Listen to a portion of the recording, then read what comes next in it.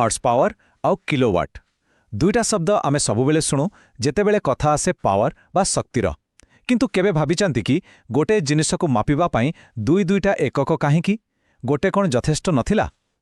चलंतु आजिर एही आलोचनारे एई दुईटी पावर भितरे थिबा कहानीकु टिके भलो भाबे बुझिबा।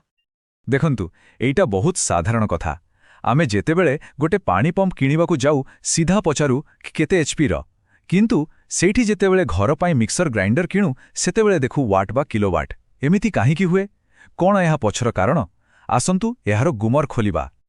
अच्छा, तेबे एहार सबुठु सीधा आउ सरल उत्तरटा कोन जानंती? दुईटा जाक एककर काम किंतु गोटिए, से हेउची पावर मापिबा। फरक बा सेतिकी जे हॉर्स पावर हेउची गोटे पारंपरिक एकक जहार गोटे बहुत लंबा इतिहास रहिछि, आउ अन्यपटे किलोवाट हेउची पूरा आधुनिक वैज्ञानिक आधारित आउ सारा दुनिया रे चालुथिबा स्टैंडर्ड एकक। तेबे ए पूरा कहानी को जदि भलरे बुझिबाकू अछि तेबे आमको टिके पछुकू जिबाकू पड़िबो, सीधा हॉर्स पावर रो जुगको जानिबाकू हेबो जे एही मूल शक्तिर एकक आसिला कोठू। अच्छा, तेबे ई हॉर्स पावर जिनसटा कोन? देखंतु एहार ना भितरे ही तार अर्थ लुचि रहिछि।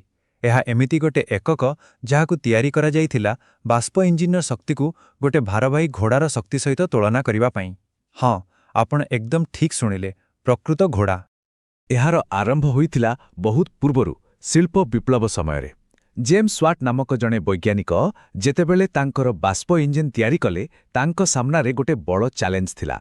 से लोकंकु केमिति बुझेइबे जे तांको मेसिन केते शक्तिशाली, कारण सेतेबेले लोकमाने केवल गोटिए शक्ति को ही भल भाबरे बुझुथिले, सेटा हैला घोड़ार शक्ति। बास से सेठू इंजिनर शक्ति को घोड़ा सहित तुलना करदेले, आउ एहा थिला गोटे जबरदस्त मार्केटिंग आइडिया। हॉर्स पावर यात्रा वास्तव में बहुत मजेदार। देखंतु 1800 दशक पूर्वरु सबु काम पशुंक शक्ति रे ही मपा जाउथिला। तापरे आसिला 1780 दशक जेतेबेले जेम्स वाट हॉर्स पावर शब्दटिकु प्रथमे व्यवहार कले। आउ देखु देखु 1900 दशक आसिला बेलकु एहा प्राय सबु मेकानिकल इंजिन पाई एक प्रकार डिफॉल्ट एकक पाल्टी गला। हेले कहानी एतिकिरे सरी नथिला।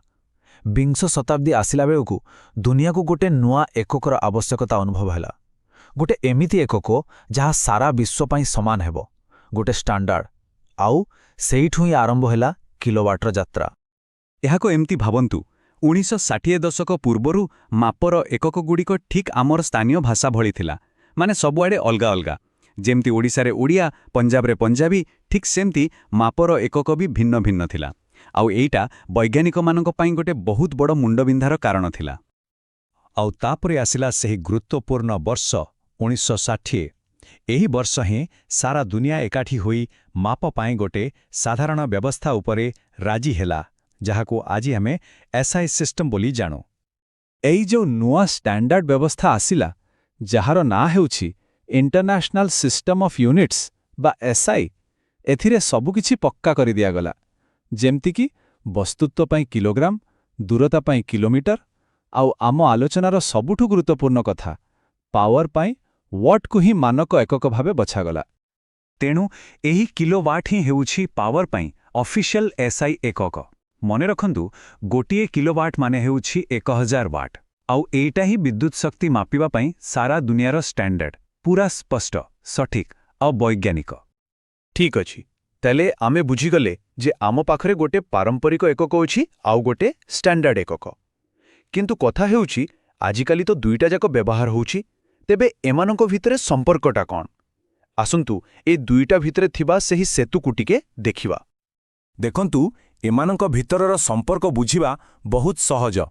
मोटामोटी भावे गोटिए हॉर्स पावर माने होउछि 746 वाट, आउ आमे तो जानिचे गोटिए किलोवाट होउछि 1000 वाट। तो एथिरु पूरा स्पष्ट जे गोटिए किलोवाट गोटिए हॉर्स पावर ठारू अधिक शक्तिशाली।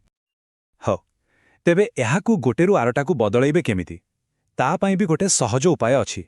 जदि एचपी को किलोवाट रे बदलैबाकु चाहुछंती, तेबे एचपी मूल्य को 0.75 रे गुणी दियंतु।